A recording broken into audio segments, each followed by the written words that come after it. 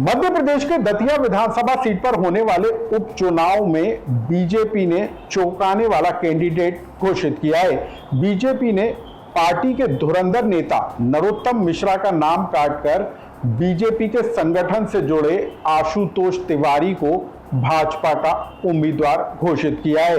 BJP का यह फैसला चौंकाने वाला है और इसको लेकर राजनीतिक गलियारों में चर्चा तेज हो गई है, क्योंकि बुधवार को ही नरोत्तम मिश्रा ने नामांकन दाखिल करने के लिए नामांकन फॉर्म खरीदा था और नरोत्तम मिश्रा बीते 2.5 सालों से चुनाव हारने के बाद दतिया विधानसभा सीट पर लगातार सक्रिय थे और दतिया सीट पर बीजेपी के मजबूत कैंडिडेट माने जा रहे थे। लेकिन अचानक से बीजेपी ने नरोत्तम का नाम काटकर आशुतोष तिवारी का नाम घोषित करके सबको चौंका दिया है। आखिर बीजेपी की इसके पीछे रणनीति क्या है और कौन है आशुतोष तिवारी, जिन पर बीजेपी ने भरोसा जताया है, और कांग्रेस से विधायक रहे राजेंद्र भारती को लेकर दिल्ली हाईकोर्ट का कौन सा बड़ा फैसला आया है, इस पूरे उपचुनाव से जुड़ा अपडेट जान लीजिए। नमस्कार, मैं हूं अनुराग श्रीवास्तव और आप देख रहे हैं लोकमत हिंदी। मध्य प्रदेश के दतिया विधानसभा सीट पर होने वाले उपचुनाव में बीजेपी के कैंडिडेट माने जाने वाले नरोत्तम मिश्रा को बड़ा झटका लगा है। बीजेपी सरकार में मंत्री रहे और दतिया विधानसभा सीट पर लगातार 3 बार जीत की हैट्रिक मारने वाले नरोत्तम मिश्रा 2023 का विधानसभा चुनाव हार गए थे। लेकिन दतिया विधानसभा सीट पर उपचुनाव घोषित होने के बाद नरोत्तम दतिया सीट पर लगातार फुल एक्टिव मोड पर नजर आ रहे थे। न सिर्फ नरोत्तम मिश्रा बैठकें कर रहे थे, लोगों से मेल मुलाकात कर रहे थे, बल्कि पुरानी गलतियों के लिए माफी मांगते हुए भी दिखाई दे रहे थे। सिर्फ इतना ही नहीं, नरोत्तम मिश्रा ने बुधवार को नामांकन फॉर्म भी खरीदा था और ये तय माना जा रहा था कि दतिया विधानसभा सीट पर उपचुनाव में बीजेपी नरोत्तम मिश्रा के नाम का ऐलान करेगी।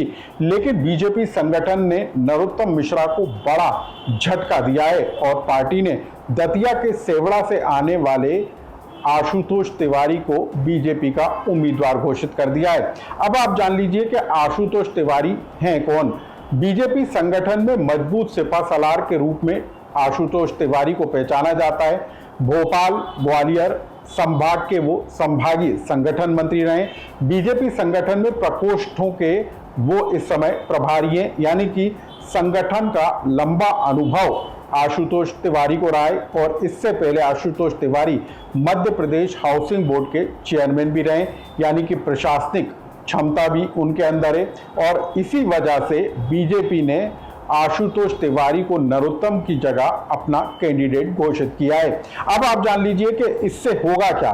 दरअसल नरोत्तम मिश्रा 2023 का विधानसभा चुनाव कांग्रेस पार्टी से लगभग 7,000 वोटों के अंतर से हार गए थे और तब माना जा रहा था कि नरोत्तम मिश्रा को लेकर दतिया में खासी नाराजगी है। ब्राह्मण वोटर से लेकर कुशवाहा, यादव और अहिरवार समाज के लोग खासे नाराज हैं और पार्टी ने इसी नाराजगी को भांपते हुए नरोत्तम मिश्रा का टिकट काटते हुए जो है आशुतोष तिवारी को उम्मीदवार घोषित किया है। आशुतोष तिवारी सेवड़ा से आते हैं और एक ब्राह्मण चेहरा है, तो ऐसे में ब्राह्मण वोटरों की नाराजगी दूर होगी, इस बात की उम्मीद बीजेपी को नजर आ रही है। कहा यह जा रहा है कि आशुतोष तिवारी के नाम को फाइनल करने में संगठन की चलिए, यानी कि सिर्फ संगठन ने तय किया कि आशुतोष तिवारी को उम्मीदवार बनाया जाए और उसके बाद नरोत्तम मिश्रा का जो दावेदारी है उसको पीछे छोड़ते हुए आशुतोष तिवारी पर पार्टी ने भरोसा जताया। तो अब हम आपको बता दें कि दतिया विधानसभा सीट, जहां पर ब्राह्मण और अहिरवार समाज जो है निर्णायक भूमिका में होता है, 2.5 से 3 लाख वोटर दतिया विधानसभा सीट में आते हैं और इनमें से 33 हजार जो वोटर हैं वो ब्राह्मण और अहिरवार समाज से आते हैं। ऐसे में ब्राह्मण चेहरे को उतारकर बीजेपी ने एक बड़े वोट बैंक को साधने की कोशिश की है। मुख्यमंत्री मोहन यादव खुद यादव समाज से आते हैं और यादव वोटरों की संख्या भी दतिया सीट पर बहुत ज्यादा है।